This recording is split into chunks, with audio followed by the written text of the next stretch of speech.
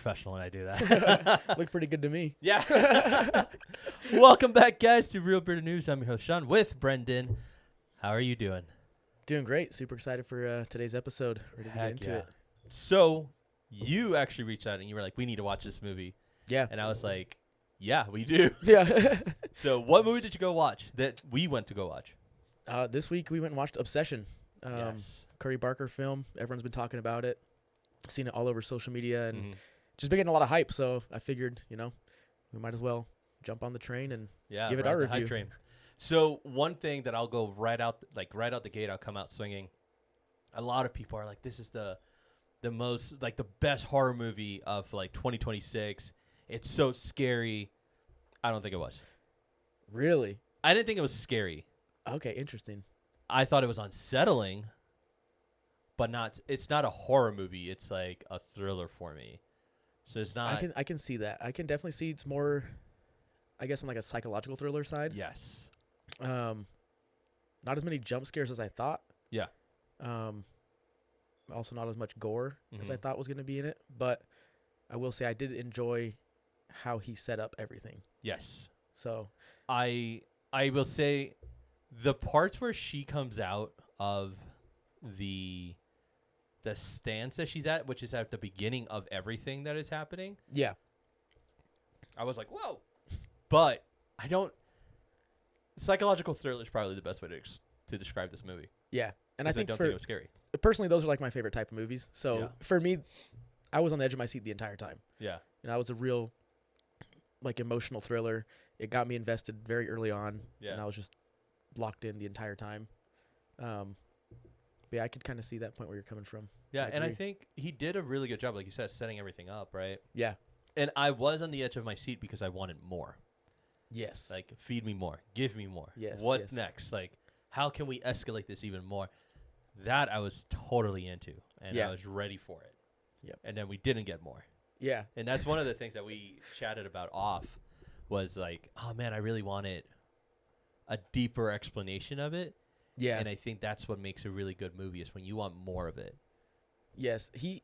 I think he did a really great job at purposely leaving out information so that the audience could fill it in for themselves. Yeah. And kind of give it its own, I guess, lore or backstory. And I think with that, it kind of gives a little bit more of a personal relation to the movie. Yeah. And to the One Wish Willow, right? It's like Yeah. you just see it in the store for the first time, and there's not really that much backstory on it, but you kind of fill in the blank by yourself. Gives it a little more personal relation. Yeah. And I thought, so before we continue talking about it, why don't you give me a synopsis, spoiler-free, of the film, if you remember it? No, I do. I just, I don't know how I can explain it without spoilers. So we have, what's his name, Nick? It's not Nick. No. Baron. Baron. Yeah. He's in love with Nikki. Nikki. That's who it was. He's in love with Nikki, and they're part of like a quadruple, right? Like a quad. 4 friends. Yeah. Little friend group. Yeah. It's Bear. It's Nikki. It's his guy friend that I still don't remember his name. I want to say Ian. I want to say it's Ian too. But I might be wrong. And that actually sounds accurate. And then I didn't really enjoy him too much in the movie, so I kind of forgot his name. honestly, dude. Okay, let's talk about Ian while I'm looking up character names because I'm terrible at it. Yeah. He was the worst. Ian, bad friend. Dude. Get out of here, dude. Seriously. Like, first of all, your friend has like some type of anxiety disorder. Yeah. And you're just a piece of crap. Like, you're taking advantage of that. Yeah. Like, he's 100%. like since the first scene, you can kind of tell. Yeah. And in the beginning, you kind of are like, oh, man, he's trying to be a good friend. But then, Yeah. later on, there's some information revealed that you look back on that first scene, you're like, bro, he kind of sucks. It changes everything. What the heck, dude? Yeah. His name was Ian and then Sarah. Ian That's and your Sarah. quad. Yes. Okay. Yeah, Ian's a piece of crap. Sarah's a great friend Yeah. to a certain extent, though, because she also likes Bear. Yes. I say also. She likes Bear, but she's also holding on to some secrets that involve other people in the friend group. Yeah.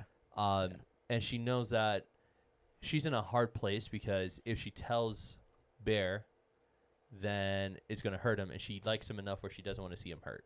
Yeah. So you could almost justify her whole thing. Her actions are pretty fairly justified throughout the movie. But at the same time, they're not. Like, But if you. it kind of sucks. Yeah. So, like, they're not like, Bear is not with the best of people around him. Yeah. I can which definitely is see that. sad. Okay, so we have the forest, right? We open up the scene with Bear practicing along with to Sarah. Yes. About he wants to confess his love for our secondary character in the movie, Nikki. Yep.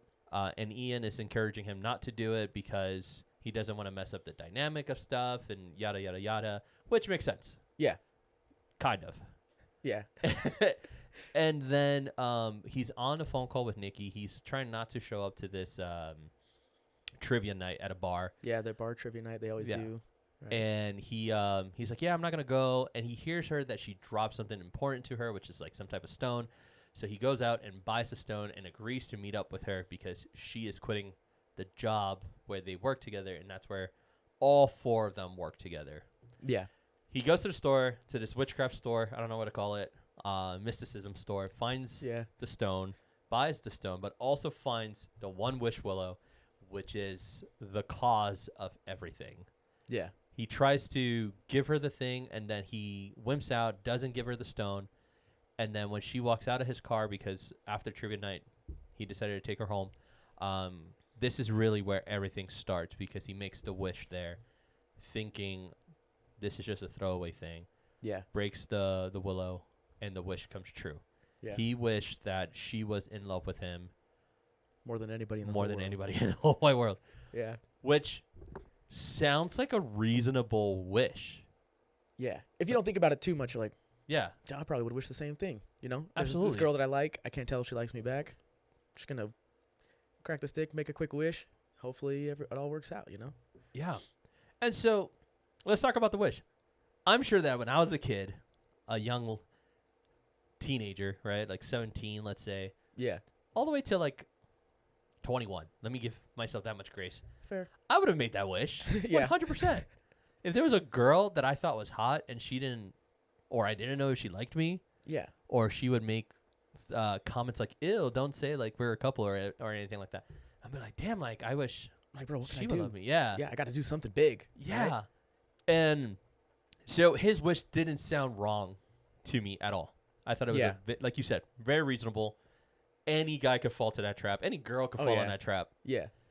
But the consequences that you don't think about is what the movie is called, right? Yeah. It's that obsession. Yes. And so talk to me about that. Like, what did you think about that setup of something so simple of a kid's game, right, of wishing something, just turning it around and flipping it on its head? Yeah, I really enjoyed that whole concept. I was talking with my friend as soon as the movie ended. We were just kind of giving quick little reviews back and forth with each other, and we're kind of like talking about the overlaying theme of the movie of just like sometimes what you want is not what you need. And then with Sarah, what you need is right in front of you the whole time. You just got to open your eyes a little bit more, you know? Yeah. So that was very interesting to kind of explore. I also really like how as soon as he makes the wish, it's like immediate. But it's not immediate in a way where it's like super overwhelming. Mm-hmm. But you can tell something is off immediately as soon as he breaks the stick. Yeah. We're like, oh, okay. Like, The consequences there. it's going to get going now. Yeah. Yeah. Right. See, I really enjoyed that, and just kind of seeing how over time the obsession just was growing and growing until, you know, the last like 15 minutes of the movie. It's just all pure chaos. Yeah. And that was uncomfortable. And I think that's maybe where the horror aspect is really sitting at. Yeah. Is that uncomfortableness of just a girl that all of a sudden flips the script. Yeah. And it's all over you, willing to do literally anything and everything for you. How do you handle that when you don't know? I think the main problem that Bear had was that he never had a girlfriend. Yeah. And he doesn't know how to handle a relationship. Didn't really know how to handle the situation At all. And kind of, I also feel like he didn't really understand who Nikki actually was. Yeah. Right? Yes, they had been friends for a long time. Mhm. You know, even you could say he was obsessed with her before making the wish. Yeah. Right? And he was constantly thinking about her, and that was the only thing on his mind. But did he really take time to get to know her on a personal level, right? And that's something we don't see in the movie. Right. But it's just something to kind of think about. It's like he was obsessed with her, now she's obsessed with him, and now he kind of is like, oh, something's off. Yeah. Right? But let's talk about that obsession, because I completely agree with you. Like, Yeah. I was actually going to make that point as well, that he had some level of obsession with her. But his level of obsession also comes with, self-doubt. It comes with fear of rejection. Yeah. Her level of obsession is way beyond that. It's just like, I'll do anything and everything. Yeah. Hers is like, I will kill for you. No, literally. Which does happen. And so that just says something like, when his obsession was along with free will. Yes. Her obsession was with the lack of free will. And Yeah. so that's very interesting at how we could have the same emotion towards something, but depending on how we're indoctrinated with it, it's just going to be at like maybe a very negative level. Yeah. And so what did you think about how they represented her obsession with that scene where he's got to go to work and we're not seeing anything, right? We're just seeing the conversation between the two. And then it's like he didn't even notice. Yeah. And then he turns around and he's like, Duct tape all over the door. I don't, any common sense would be like, I got to get out of this. Yeah. Like, I'm not with this. Like, first of all, how would you have handled duct tape all over the door? Oh, I don't know. That scene, I think, was really good. And like you said, in the beginning, he doesn't even notice it, right? He walks in, they're having a conversation, it's back and forth, and then all of a sudden you turn around, duct tape on the door. Kind of giving a feeling of like he's trapped in the relationship. My friend, when we were watching it, was like, dude, the duct tape is like basically only on the door. It doesn't really go across to actually stop him from getting. So it's kind of like a metaphor of like he's sort of trapped, but by his own will. Right? He like still wants the relationship to work. Yeah. But with all these crazy things happening, he's trying to like fix her and make her into the girl that he wants her to be so that it will work. Yeah. So I thought that was very interesting. I would have just been like, oh, hell no, we getting out of here. I'm ripping this duct tape off and we're getting out as fast as we can. I am staying out for Yeah. the rest of the night. You can have my house. Yeah. And you knew that things were just going to get worse when she just stood in that one spot. Like, I looked at it, right? I'm watching it, and then, like, she pees herself. And I was like, dude, she's about to crap herself, too. Yeah. And I didn't think they were going to take it to that extreme because most movies won't do it, right? Just because why would you? But when he comes back, there's vomit, crap, pee. Yep. Everything is just there. I'm like, that is awesome. Yeah. Because it's really showing that she has nothing. She doesn't have the will to or the ability to think outside of he's my world and I'm going to stay here because I miss him. There was something else that she said when he was leaving. She's like, oh, I'm going to miss you so much. Should I just go and like visit you at work? Yeah. And him rejecting her at that moment is what causes her to just stand there. Yeah, I think she kind of lost it for a second. Oh, yeah. I also liked that scene a lot. It was a little bit of a longer pause than I expected when she just stand there smiling at the door and like watching him walk away. Yeah. But I think that little bit of a longer pause gave us time to kind of feel all the emotions and kind of really start getting into the story. Yeah. I also like kind of the parallel of like, we didn't mention this before, but his cat dying in the beginning of the movie, right? Yeah.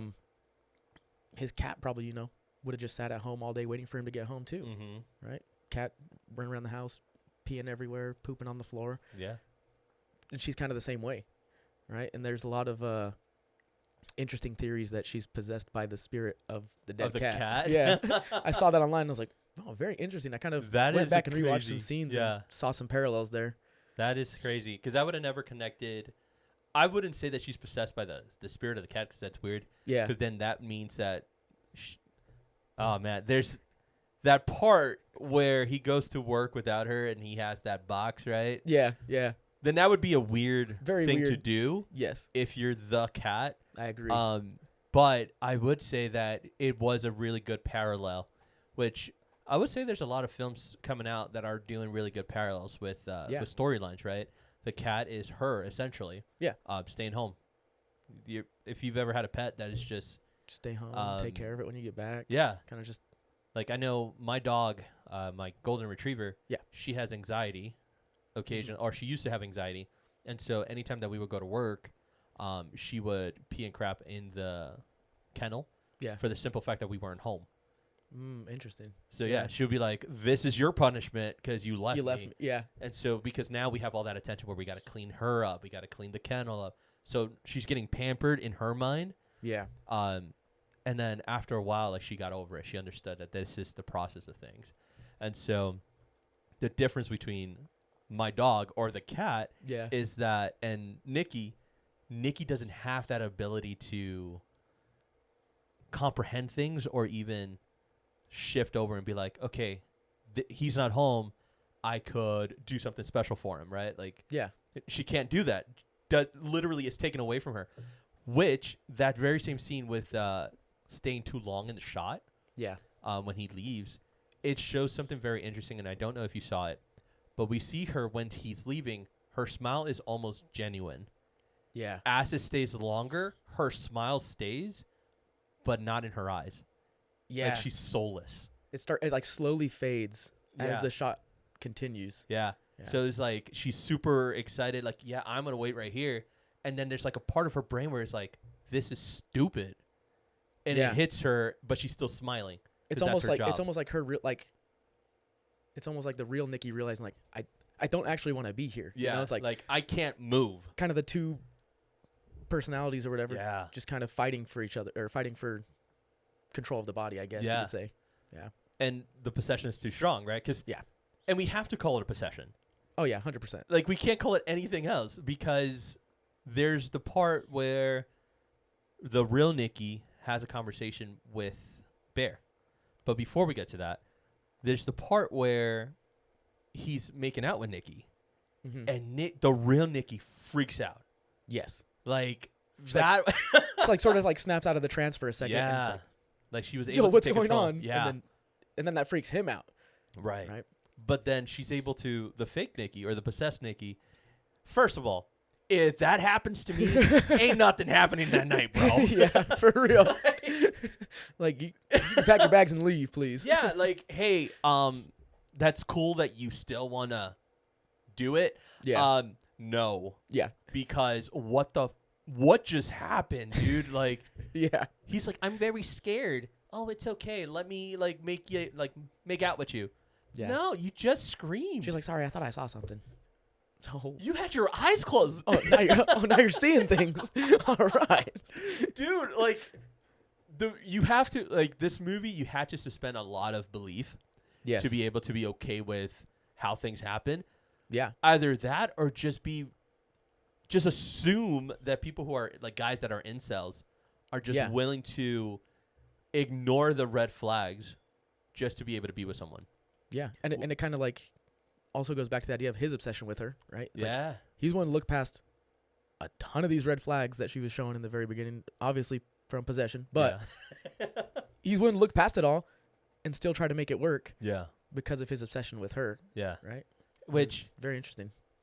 Makes me think like a lot of listeners and a lot of people that know me personally know that I grew up in a very high-key violent household.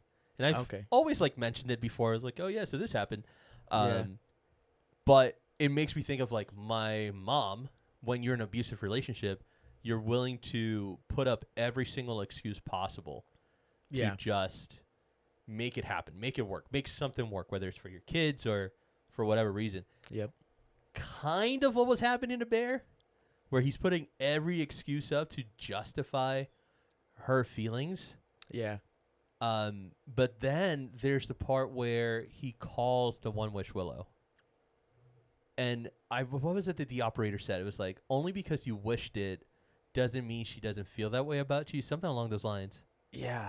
I honestly could not hear a lot of the dialogue in that scene. There was just so many people in the theater and they were just miserable, talking and going crazy. Like, oh my goodness, guys. Yeah. I'm trying to catch the dialogue here. You know, it's important too. But I did really enjoy that scene, and I like near the end of that scene when he's like, oh, so you want to place a cancel order? Yeah. And Bear's like, yes, I want to. And he's like, oh, you don't do can't. He's like, bro, why'd you make it seem like I can? Yeah. Right? And then he's like, oh, I was just kind of, predicting your thoughts. Or Yeah. kinda like, It felt that you wanted to do that. yeah. He's like, sorry, you can't. But Yeah. and then he says, do you want to talk to her? Right? And then you hear The like real Nikki Nikki screaming in the background, and Yeah. you're like, bro, like what's going on? Where is she?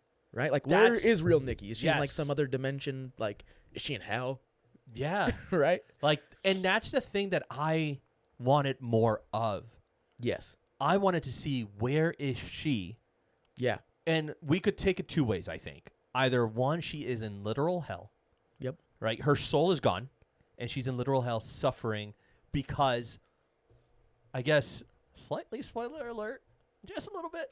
Technically, like if we think about what consent is, Yeah. technically, he wasn't abusing her. Yeah, I guess. And when I mean technically, it is such a like. It's like a I am walking on a fine effing thread right now yep. of the Like technicality. you're tightrope walking, buddy. But at the same time, in a very understanding what is consent, right? Look, technically, what consent is, he wasn't. But understanding what consent is, he was 100% sexually abusing this young lady. Yes. And because of that, she is suffering. She is in like a mental hell, right? Yeah. Because she Yeah. can't do. It's like he roofied her Basically. and is doing whatever he wants, Yeah. or he hypnotized her and is doing whatever he wants with her body. Yep. And then, in response, in like a trauma response, she is committing some acts which are crazy. Yep. So we could say Nikki is innocent by all accounts. Yeah. Technically. Technically. Very technically. So, what do you think about that? Like, having her be in both, like, her soul is in literal hell, but also she is in, like, a mental hell because of the abuse that she's suffering. Yeah, but because of the wish, I feel like it takes away all of her agency. Yeah. It takes away all of her like ability to reason Mm-hmm.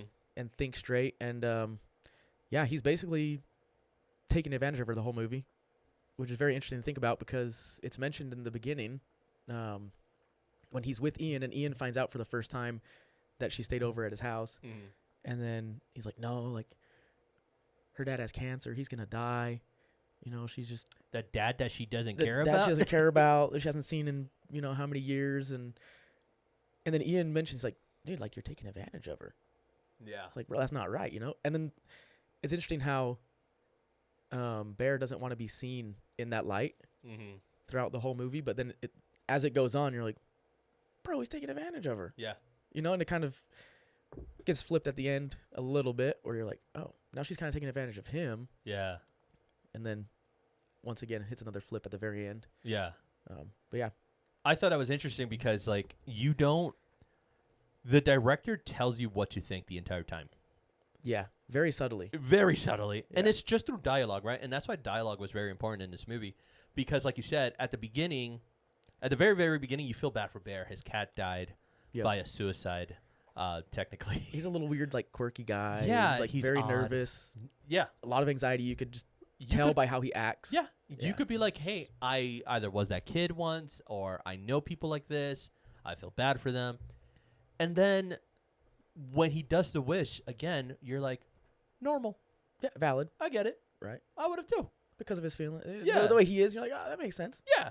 I'll do Like, the same thing if I was like him. yeah. Like, he's definitely not going to get any girl the way that he is. Yeah. Although well, he could have. Yes. Yeah. And then as the movie progresses and they made that statement of like, hey, you are taking advantage of her. She's lonely. You're doing this. She's doing that. You're just being a jerk, right? Yeah. You're like, huh, he is. Yeah. And then they flip it again where they're like, well, Nikki's taking advantage of you, dude. You got to stop and you got to get over it because and she's not taking advantage of me. And there's like, Yeah. well, is she taking advantage of him? And for me, at least, I never saw Nikki taking advantage of him. Yes. I just saw it as a consequence of his actions. Yeah, of his own actions, and that was all him. Yep. It's like, bro, you wished for her to love you forever and love you more than anyone in the world, and now you got to live with the consequences of your own actions. Right. Right. It's like, which makes me think: is the obsession now hers? Like, is the movie name Obsession because of her? Yeah. Or is the movie name Obsession because of him? Yes. Because he's the cause of everything, right? So like, because he made that wish, she is now in love with him, not obsessed with him. She's just in love with him. She's in love. And because of his own obsession, like we have made perfectly clear that he's obsessed. Yeah. She is forced to do certain actions. Yeah. Because there's a part where he decides to meet with someone. Yep. And he damn well knew what was going to happen if they saw each other. Yeah. She was very clear. Right? Very. Possessed Nikki was like, yeah, I don't like that. Yeah. Don't do that. And in he public, still does. Yeah. Right? And so it's his fault.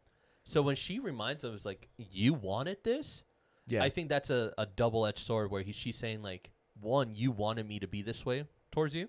Yes. And two, if you didn't want this person to be eliminated from the face of the world, you wouldn't have met with them. So you clearly wanted this. Yeah.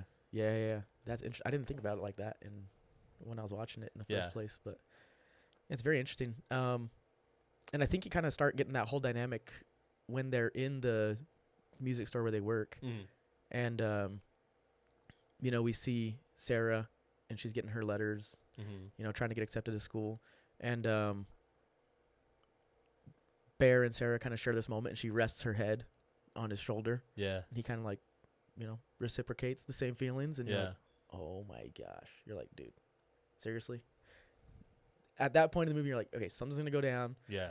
Right? They're going to kind of discover they have mutual feelings for each other, start really talking about it, and then just all downhill from there. Yeah. I didn't know what was going to happen, honestly, like with that relationship with Sarah. Yeah. Because at the very beginning, normal Nikki, tells him, like, hey, Sarah was asking about you. Like, how do you feel about that? Yeah. He's like, why would I care what Sarah thinks? Like, he was so hyper-focused on her. On just Nikki. Yeah, that he ignored the fact that Sarah even existed.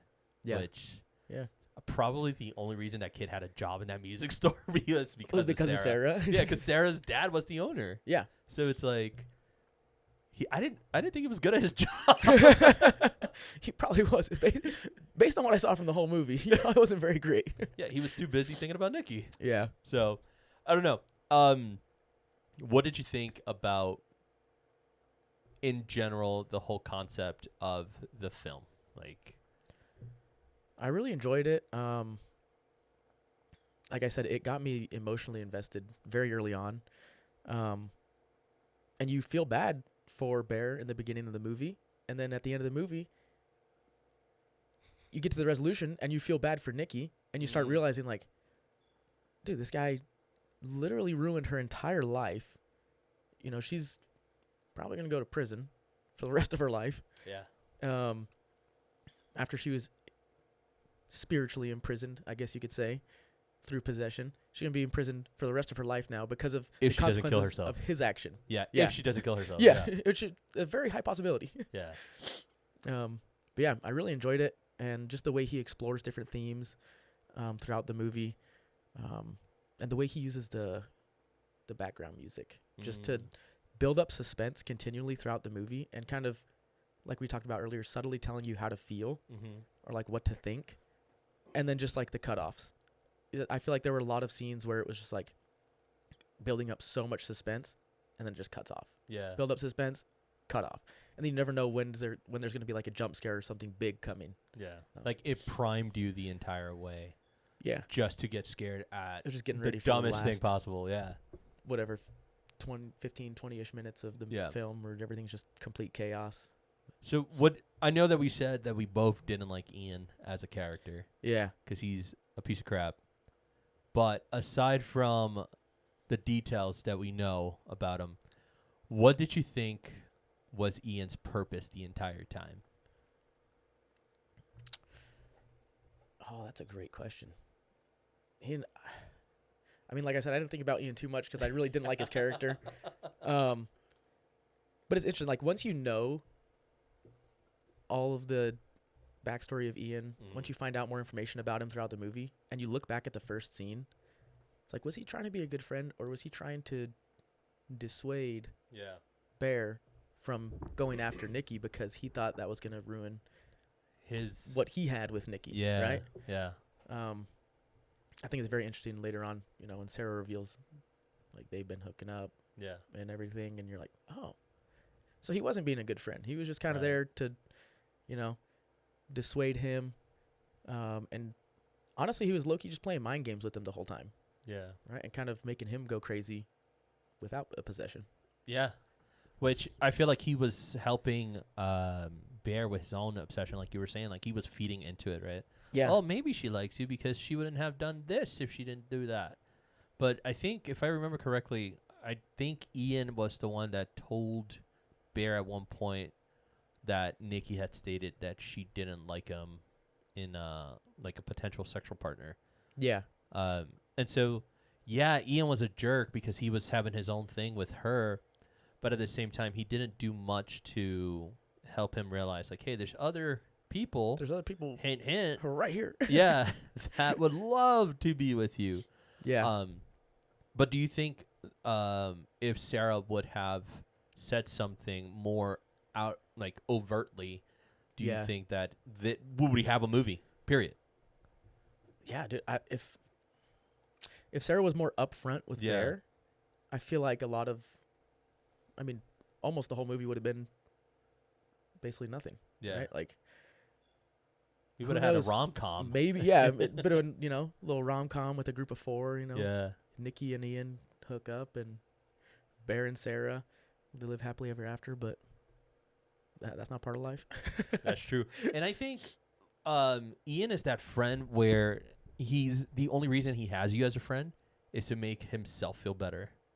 Yeah. Because I don't think he wanted to admit that he had feelings for Nikki, like, more than just a casual thing. Yeah. I think he did have feelings for her, and then he just didn't want to admit that. And so then he's, like, shitting on Bear for having these making him deep feel bad. feelings. Yeah. Trying to make him feel like he's the bad guy and he should stop. And then he's like, dude. For the simple fact that he wanted Nikki all to himself. At the end. And then there's another obsession. True. Ian. I feel like everyone was obsessed with each other. Nikki. Yeah. I mean, Ian wanted Nikki. Yeah. Bear wanted Nikki. Sarah wanted Bear. And Nikki wanted no one. Just possessed. Yeah. Yeah, which is sad because I think that there's a lot of things that in life that happen that way. Yeah. Where we are unwilling to recognize potential of something else just because we're hard stuck on one thing. So hyper focused on one idea. Yeah. And you refuse to, like, expand your horizon and try new things. Yeah. Right? It's a very interesting theme for the movie, and I don't know. Once I got to the end, I had so many just different thoughts about it. It's like, yeah. My gosh, I can go on forever about this movie. Yeah. So that's actually what I wanted to touch base on next was themes. Yeah. What are some of the themes that you identified, aside from, like, the classic, like, Bear is the one obsessed, right? And then Nikki's the one obsessed. Aside from those two, what are some of the other themes that you were able to say, like, oh, I think this is what it's talking about? Yeah, like I said in the beginning, like, me and my friend after the movie immediately were like, dude, you got to open your eyes more, look around, be willing to try new things. You know, what you want is not always what you're going to need. What you need might be right in front of you. You know, you just got to be willing to open your eyes a little bit more. And also just, you got to live with the consequences of your own actions. Right? Bear made the wish. Stuff started getting really crazy. And then he couldn't handle it. And then, spoiler, you know, in the end, he ends up the ending bathroom scene where he's thinking of ways to try to kill himself. Yeah. And he's got the gun in his mouth. And it's like, you can't just back out now because you don't like the outcome of what you chose. Right? You got to deal with it. And what's interesting about that ending is, so the way it was written initially, they said, I think it was like the producer or the director himself spoke to the writer about it and was like, hey, at the end, let's make sure that he doesn't do it to himself Yeah. because he isn't capable of making that decision. And that's why, like, you see Yeah. him, like, he points He's the like gun to struggling. his He's like trying to head, find different spots. He like puts it to his chest. tries to, puts it in like, his mouth. calculate how the bullet's going to come out. Like, Yeah. He's like, if I put it in my mouth, it's going to come out this He's way. like, where's it gonna go? Yeah. Like, what's gonna am I actually gonna die from this? Yeah. And he ends up completely ditching the gun, Yeah. and then remembers his cat, Right. Goes the cat goes way. to the cabinet, Yeah. gets the pills. He takes one first, Yeah. and then he sits there and contemplates for a while, and you're like, "You gonna do it? You gonna do it?" Yeah. And then he finally pulls the trigger, and you're like, "Oh crap!" Like, he's really doing it now. Yeah. And then like a couple seconds later, just backs out, starts making himself throw up. Right, which is interesting because that's the point right there, right? Where he is too much of a coward Yes. to walk away from anything, Yeah. including life, because he Yeah. knew death was the way. And there's the only way to also free Nikki. Yes, he 'Cause knew that. The scene where he's calling the One Wish Willow Yeah, helpline or whatever, yeah. they say that, you're stuck with this wish Till and she she's dies this way or you until die. you die or Yeah. she dies.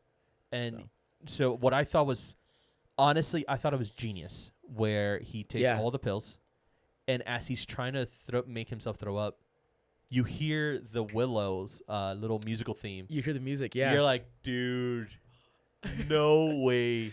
And I thought it was beautiful because then Yeah. that leads to everything else of that ending. And I honestly think if they filmed any other ending to this, it wouldn't have worked. Like Yeah. this movie would not be good It would not have with been as any other ending. awesome as it Yeah. turned out to be. Yeah.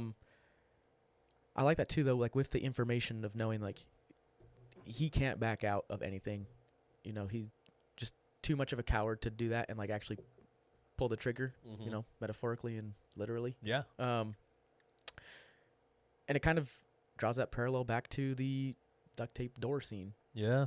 where he's like, "Well, I'm kind of stuck, but Oh well. just just because I want to be stuck." Yeah. He doesn't take initiative to really like try anything new or to get a resolution to his problem. Yeah. And he kind of like tries to outsource it, right? He goes back and gets a couple One Wish Willows and he Mhm. takes it to Ian. "Bro, make a wish, please. Like, do this for me." Yeah. Right? And that's kind of his only last chance to get out. And then, as we know, Nikki ends up taking it and using it. And Yeah. we don't know what she wishes for. I turned to my friend immediately as I heard it. I was like, "Oh my gosh, dude, she made a wish. I wonder what it is." I was like, Yeah. "Bro, it's like, did she wish for him to also love her? As much as she loves him. Did yeah. did she wish for him to never die so they could be together forever?" Mhm. I was like, there's a million possibilities of what she could have wished for. Yeah. So I think that makes it very interesting and leaving that open to the interpretation of the viewer. Yeah. And I think like one of the hardcore themes that it had goes back to that fine thread that I was walking Yeah. of what is consent, Yeah. right? Like how does consent look like and when does consent stop being consensual? Yeah. Which again, a lot of people might say like, well, it's a very black and white situation. Clearly consent is when It's the like person yes or agrees. Yeah. Which I agree with. But again, and this is why I was saying, and I was trying to emphasize as much as possible the word technically, no. Technically. because technically she did say yes. Yeah. She was the one initiating the sexual activities that were happening. Yeah. So by the black and white definition, there was no sexual abuse. Yeah. But we also understand where we could apply here where it's like, well, yes, she said yes, but she was coerced to say yes because she is possessed. Right? Possessed. Yeah. And so that theme of like, what is consent and what does consent look like was very in your face without necessarily, which we Yeah. talked about last week, right? Where Yep. we don't want a movie that slaps us on top of our head every single time saying, Yeah. this is the message. Not assuming that we're idiots. And like, Yeah. This can't get movie it by was like, ourselves. yeah, this movie was very much of like, here's what I'm going to present. You take it how you want it. Yes. Right? Which allows for this conversation to happen. Like, what is consent? What does it Yep. look like? When does consent stop being consent? When does coercion start in Yeah. a relationship? Yeah. Very interesting. How can we identify these flags for us to dip out? Get outta Because Things are getting a little hairy, right? And I love that. What is abuse? How does abuse look like when you are in a loving relationship? Well, that brings up an interesting point because throughout the movie, you originally think of abusive relationships and stuff. You see one partner with bruises or whatever, getting beat. If you look at it this way in the movie, it's very interesting because she is inflicting self-harm as a way of abuse to him. Yeah. And to like manipulate him and play with his feelings. And so it's a very interesting concept to think about. It's like maybe the one who's bruised up is not always the one that's getting abused. Yeah. Right? It's like maybe it's more psychological and you got to think a little bit harder. Yeah. And I think that's the hardest part for people to understand because we've been so conditioned to understand that in a domestic violence situation, it's always the man versus the woman. Yeah.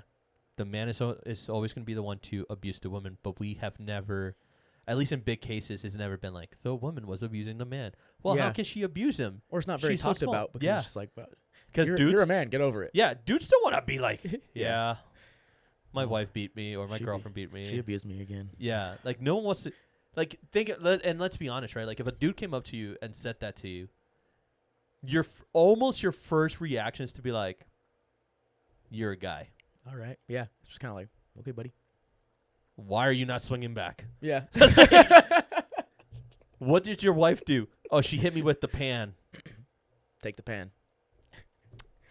Is she short? Put that shit up there. Like, what are you? Like, what are we doing? But like, we almost have that like instinct to just be like, that's too damn bad for you. I don't want to hear it. Yeah. Instead of saying like, dude, like let's talk about it. Like let's. Yeah, I think that's very interesting. Yeah. Because there are points in the movie where he gets to the point of, hey, we can't do this anymore. You cannot do that, right? She sends him off with the lunch and leaves a little note for him, and you end up finding out she cooked up his dead cat for him for lunch. And he gets home eating that. Yeah, dude. he was chowing down, dude, until Sarah was like, your breath smells kind of weird. And like, it's like, what? Oh, what does this mean? Like, what's your verdict? How's cat? Yeah. I was like, ain't no way. Yeah. Like, ain't no, bro. That was very crazy. And the whole theater just erupted at that scene. And they were like, oh my gosh, no way. Like, yeah. That was one of the scenes that really gets you. Again, in a normal relationship. Yeah. Quote unquote normal. If that happened to you, you're not. What do you do? First of all, your cat's already dead. With them. Yeah. Hopefully. Yeah. But like, in a normal relationship, you wouldn't stay with that person. But also, I mean, your cat is already dead. So can you even go to the police and be like, she cooked my dead cat or he cooked my dead cat? Yeah. Like, you need to do something about it. Yeah. You have to like take the responsibility to be like, hey. Yeah. And he kind of does. He shows up, and there's multiple times in the movie where he does. And he's like, I think it first starts off when they're on their date. He's like, does your dad actually have cancer? Yeah. And then he kind of confronts her a little bit, and she freaks out. And then he's like, no, it's okay. I'll never do it again. Yeah. And then you kind of see that in multiple different scenarios throughout the movie where he confronts her about stuff, and he gets home. He's like, you can't be cooking my cat. You can't do this. Which is way too. She makes a shrine for the dead cat, right? In the very beginning. Crazy. And he's like, which you cannot. We see it again later. And yeah. And it's like, oh my gosh, bro. Like, yeah, I don't know. I think he did such a good job at explaining what abuse could look like.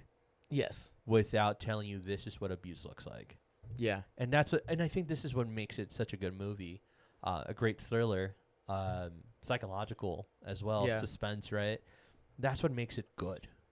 Yeah. And I think one thing that I noticed a lot throughout the movie too was it's not like her emotions and mood swings and stuff are not necessarily anger. She's not always like angry. It's like jealousy, sadness, right? She's manipulating him. So there's like a lot of deeper emotions than just like her yelling at him and being angry. Right. So I think that kind of plays a big role into the way he's being emotionally manipulated and abused by her. Yeah. Which is, again, very interesting on how that could actually happen in real life. Yeah. You could take this situation and apply it to anybody who's gone through DV in any level, Yeah. from any gender, male, male, female, female, female, male, male, female. Yeah. Like, it could apply to anybody, because that is the main question that anybody ever asked the person who's the victim. Why did you stay? Yeah. Because you feel you mentioned it, the duct tape door. It's just on the door. It's not going anywhere else. It's not really like It's sturdy. Like he pulls it open It's also duct tape. and then he goes back. Yeah. Like, dude. It's kind of like, do we just go back to our own bad habits out Yeah. of just Out of habits. familiarity? Yeah. Right? We know what it feels like. We're afraid of exploring different options, like we talked about. Right? Yeah. He's afraid to explore a relationship with Sarah, Mm-hmm. so he keeps going back to Nikki. Right? He keeps going back to his bad habits because of the familiarity of it and the fear of the unknown, I guess you could say. Yeah. And it kind of also talks about that. Have you ever heard of the shame cycle? Yeah. Yeah. So like you do the thing that makes you shameful. You stop doing it. You try to get over it. You try to get over it, but because you're feeling shame, you go back to the same habit. Yep. And then you just keep doing it over and over again. And so that's what he's stuck in as well, is that shame cycle. Yeah. Where he's ashamed of abusing her or of him abusing him. Yeah. And so he feels bad. He tries to have that confrontation of like, we can't do this. You can't do this. She makes him feel bad about it. He goes ahead and does it again. And it's just that shame cycle all over again. And she kind of like, in those instances where he confronts her, it starts off where she's kind of like, oh, why? Like, You don't you love don't love me. me. She's kind of whiny. And then all of a sudden it's just like, okay, I won't do it anymore. Okay. Which And it's is like a not very, normal. very hard mood switch Yeah. out of nowhere. And then he's just kind of okay with it.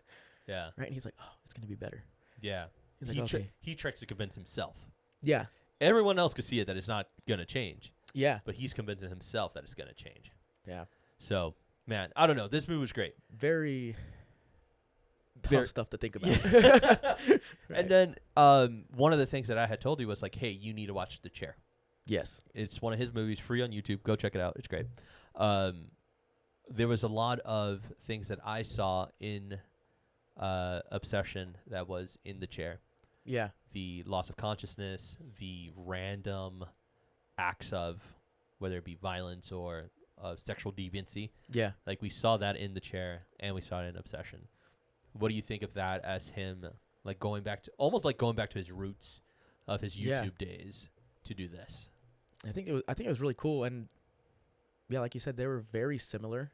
I hadn't seen The Chair prior to the movie, so when I went and actually watched it, I was like, okay, very interesting. Like, The Chair is kind of representative of the One Wish Willow, Mm-hmm. right? And it comes with the crazy old dude, right? It's kind of like the One Wish Willow. You make your wish, but your wish comes with consequences, Yeah. right? And then just the self-harm that's constantly inflicted as a way of manipulation, and then the sexual stuff that goes on throughout both movies is very interesting in a way too. It's like a way of also kind of playing a little emotional abuse. Yeah. So very interesting. I think there's a couple of other films that he's also done on YouTube that I haven't had the chance to, or at least I don't remember watching, but The Chair was the biggest influence, and I was like, I see it hand to hand, Yeah. 100%, without a doubt. And I thought it was pretty cool that he's that idea of sometimes we act as people that we don't want to be was there in both films. Yeah. And I think, if I remember The Chair correctly, the solution is getting rid of the chair. Mm-hmm. And it's almost like that time loop thing Yeah. happening. And in Obsession, you don't have that. Because I think the only way out is by accepting your consequence and offing yourself. Yep. Those are your two way outs. Yeah. And honestly, Bear could have involved the police the first time that crazy thing happened. Yeah. And she could have been locked up in like a padded room and try to figure out what is going on.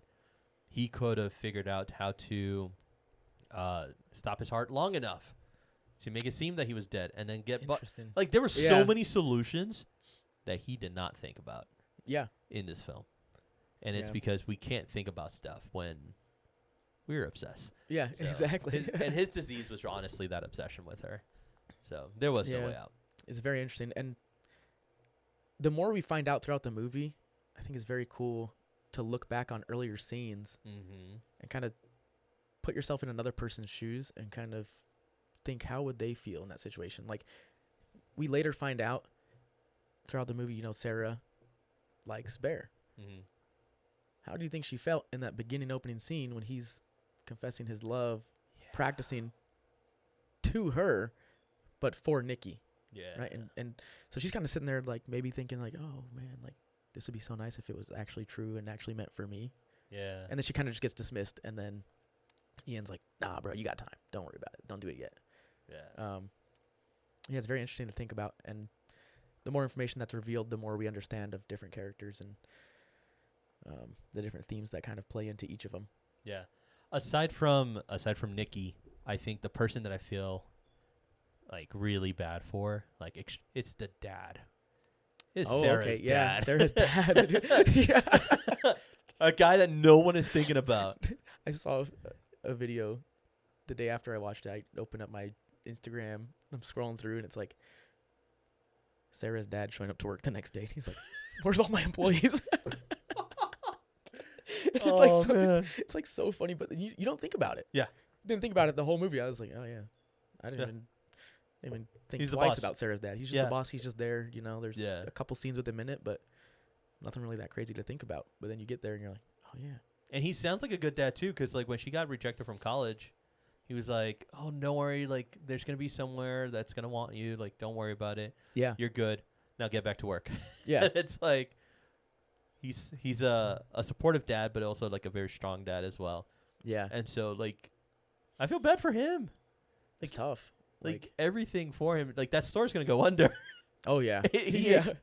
And if I remember correctly, I think after Nikki kills Sarah, they put her body into like a, I don't know, like a big trombone case or something.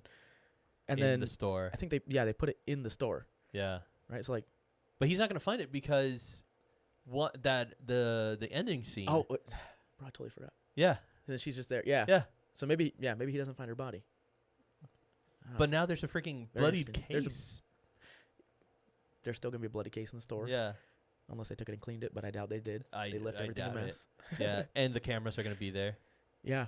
Like, the whole thing was just, I don't know, crazy. Yeah. That's why I feel bad for him. Just chaos. Because either he's going to find out that his daughter has been murdered by her friend. Yes. Or he's not going to know anything about his daughter, and he's going to be like, what happened? Why is where'd she disappeared? Yeah. Yeah. And then obviously you feel bad for Nikki because Nikki's aware of everything that's happening. Yes. There is never a point that she does not know what's happening. And so for me, there are two villains in this movie. Ian. Yeah. Because we don't like that guy.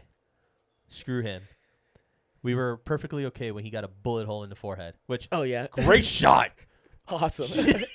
I was like, oh my gosh. Dude, she didn't even look. She just pointed and went. Like, that's amazing. That was demonic possession. Crazy. Makes you have God tier aim. But he deserved it. Oh, 100%. 1,000%. And, like we said, Bear shows up to his house trying to explain to him what's going on. And he kind of just brushes it off and kind of makes a joke out of it. He's like, oh, yeah, this thing's going to give me a wish. I wish for $1 billion. Right. Breaks it. The cash starts falling from the sky. And he's just kind of like, oh, my gosh. Yeah. I think it takes him a second to realize what's going on. And then he's finally like, whoa, this is real. Then he shows up to the house and then gets shot. But doesn't enjoy his $1 billion. Bad friend. I would have immediately punched him in the face. Bro, just make a wish for this to end. He's like, $1 billion. Oh, gosh, dude. I would have taken some of that cash. Yeah. But I think our main antagonist is Bear. And here's why. There's a scene where Nikki and him are in bed. Mm-hmm. He wakes up. Nikki's asleep. Yes. But then he starts having a conversation with the real Nikki.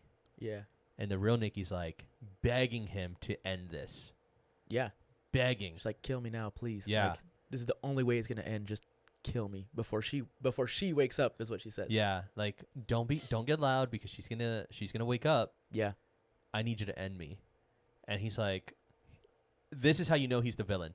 because his words are, oh crap, he goes, "Is it so bad to be with me that you rather like? Is You'd it rather that bad die." to be with me?" Yeah. And she's like, "Bear, I've never been with you." And Yeah. from that moment on, he chose to he doubled down on this whole thing. Yeah. So like we can say like, yeah, he tried, finding the one wish willow and getting wishes and blah blah blah blah. But in reality, he himself didn't want it to end, because all he Yes. wanted to was be able with to her. be with her. Yeah. In a sexual At relationship. whatever cost. Yeah. Right? And it's very interesting. I think that's when it really flipped for me, where I was watching it and I was kind of like, oh my gosh, bro, she is out of her mind crazy. This is super wild. All the nights that he'd wake up and she'd just be doing something Out of pocket. crazy, possessive, demonic stuff in the Yeah. bedroom and whatever. And then, yeah, she kind of is able to break through the trance for a little bit and talk to him. And he's like, no, like, his self-esteem and his, like, ego Yeah. doesn't let him or allow him to see what's really going on. And then you start feeling bad for Nikki. And you're like, Yeah. oh, dude, this just... Now you realize, like, she's been taken advantage of this whole time. She has no free will, and her life is ruined forever because of this guy's actions. Yeah. It's insane. And for me, that's where it was like, oh, he's he's the antagonist. Yeah. Like this entire time we are thinking Nikki's like the villain, right? Like obviously because the obsession, whatever, the possession. But in reality, he's the bad guy of the movie. Yeah. There's no other way to view it. If you view it any other way, you're wrong. Yeah. You're not right. Please don't talk about the movie. Yeah. Or at least don't talk to me about it. Yeah. You didn't watch the same movie.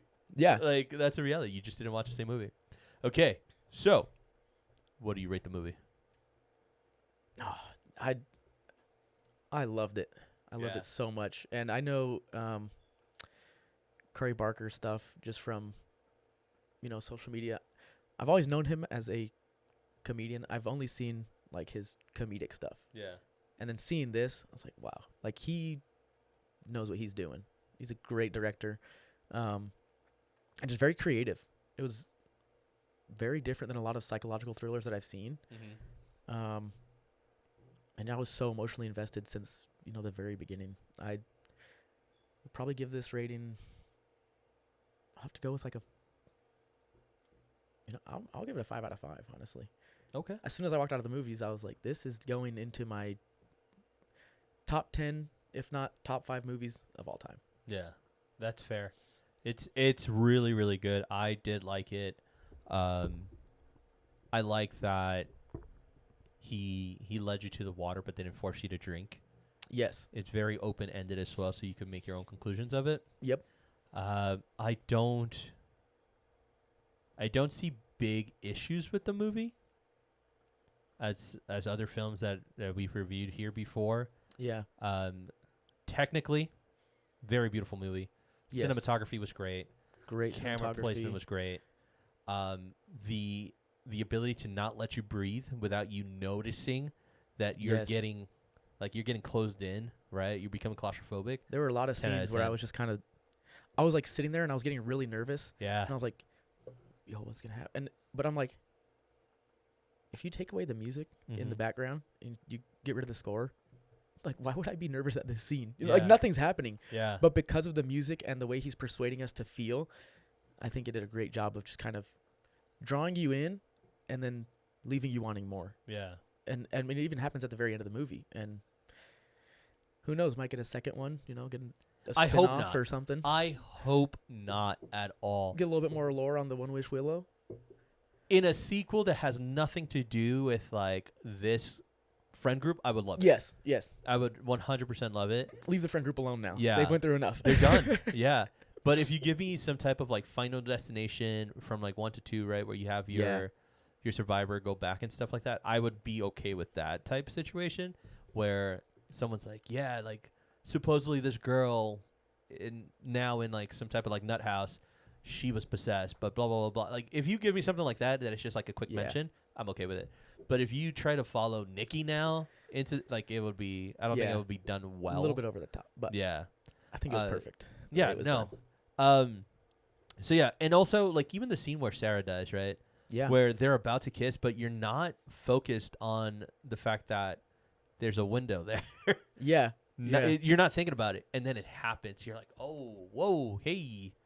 Yes, there were many points where I thought there were going to be jump scares, and there weren't. Mm-hmm. And then where I wasn't expecting it to actually happen, and then it did. Yeah. I think the first one was in the restaurant. When he takes the phone call, he steps around the corner, right? And the camera has him off in the right side. Yeah. Off to the left, you can kind of see the rest of the restaurant, and she steps into frame, Mm-hmm. and she's kind of just sitting there staring at him. You're like, that's kind of creepy. Yeah. And then the camera pans, and now he's in the left corner, and you see behind him there's a little kind of window, a little bit of decoration there or whatever. But there's like a big hole right there in the screen, and you're like, there's a gun. She's gonna pop her head up. Yep. Something's gonna happen, and it, with the music again, builds up the suspense. And then he's just done on the phone. And you're like, oh, dang it. Yeah. Like, I was expecting to get scared. Yeah. Right? And that kind of kept me wanting more and got me really invested into the movie. Yeah. Which we've talked about normally. I've made an episode where we talked about Japanese or Asian horror versus American horror. Like it follows, like American horror follows a formula. Yeah. This one did not. Yes. And so, again, one of the reasons why I'm saying it's not a horror movie, it doesn't follow the formula. But it did well to understand what the formula is and how not to follow the rules. Yes. I think that's what's the best thing. And I really thing like about that is like you have to understand the rules and the formula to make a horror movie. Yeah. And then be able to break the rules to play with the audience and get them invested and get them thinking. Yeah. And I think this he did well. So as far as a rating, I would agree. 5 out of 5 for sure. Good. You have to go watch it. Yeah. It's definitely something that you have to watch because it's going to tickle your brain in a way that you don't expect it for sure. Yes. And it's hard to explain that to people. I Yeah. immediately after leaving the theater, the same night, next day, I was texting my family, all my friends, everyone I know that was slightly interested, and I was like, Yeah. you guys got to go watch this right now. Like, get up, go to the theater, Yeah. get some popcorn, sit down. Get out of work. Go do this. Prepared to be absolutely amazed, and slightly spooked. Yeah. And so, that being said, $5 Tuesday or full price? Oh, I would pay full price for this twice. And I Fair. am going to. Yeah, there I'm going you to watch go. it again next week with my brother-in-law. Oh, nice.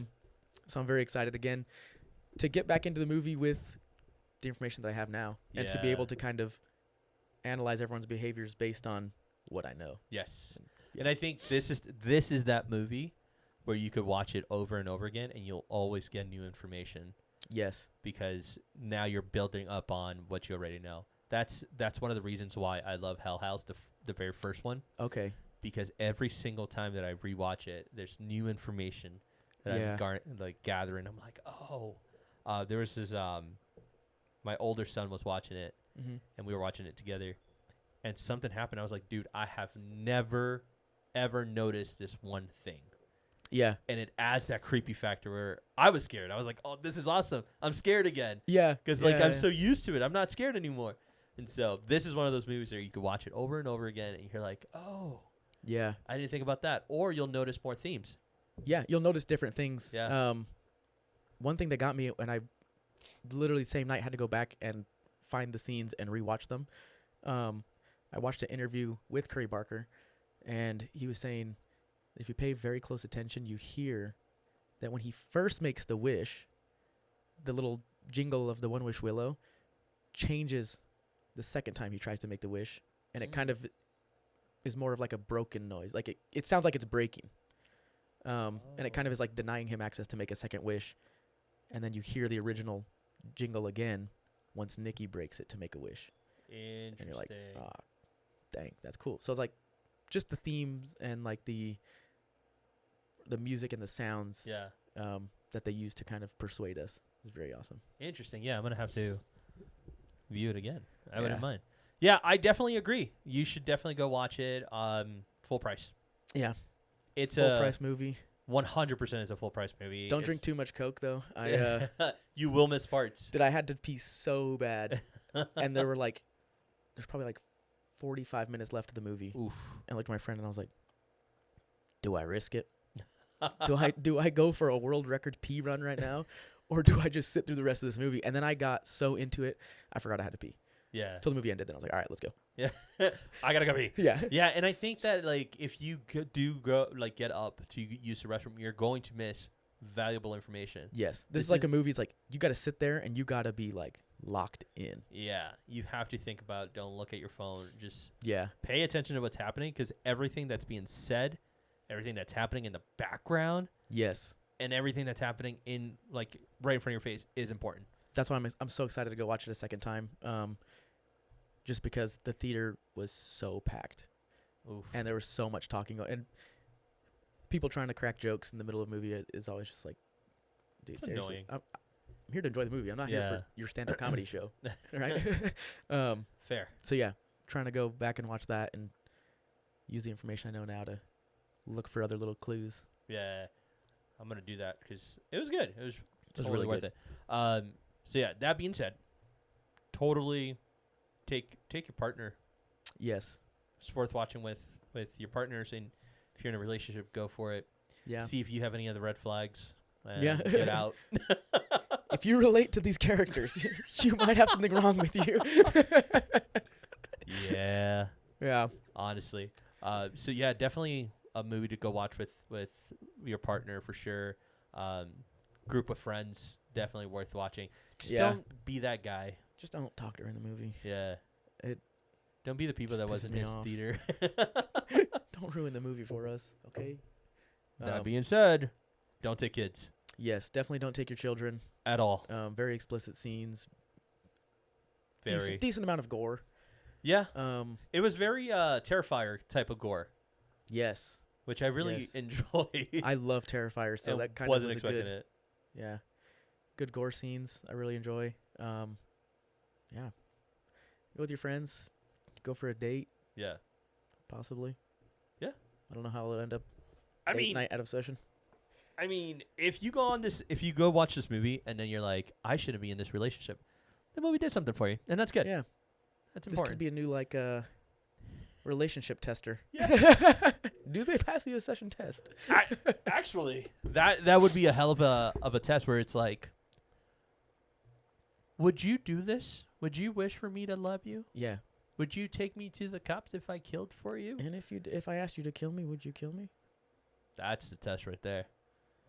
If I am in deep sleep and I am talking to you, telling you to murder me so I can be free. Would you do it? Yeah. Yeah. And that, just like we were talking, there's so many different themes you could bring into the movie and pull from. Just like never ending source. Yeah. So don't take kids. Not worth it. Nothing Yeah. about this movie is kid friendly. Definitely mature audience. 17 and older. Unlike last week's episode, turn your brain off. This week, turn your brain on. Yeah. Really get in there and really be willing to explore all the different options and emotions that are presented in the movie. 100%. And I think that's it. I don't, Yeah. unless you have I don't more. know. I just kind of Unless you have way more. I don't know. I think we touched on all the topics that I kind of had in mind and everything I felt about. Yeah. Awesome. Crazy possession, obsessed girlfriend, or just, another typical day dating in Provo, Utah. Who knows? Is it possession Are you or dating Are obsession? you dating a Provo girl or what? Definitely took place in Utah. 100%. Would have been better if it did. I think that would have been On the theme. bow on top, tie it all together. Oh man. All right. Well, Yeah. there you go, guys. Go watch Obsession in theaters now. Pay full price and don't take children and don't talk. If there's anything that you have learned about this episode, is don't talk. Don't talk. During I the will come theater. punch you personally. And it hurts. So between the next time that we see you and we tell you what you should be watching, don't forget, keep reading those comic books, keep watching that anime, rock and roll, and stay nerdy, guys.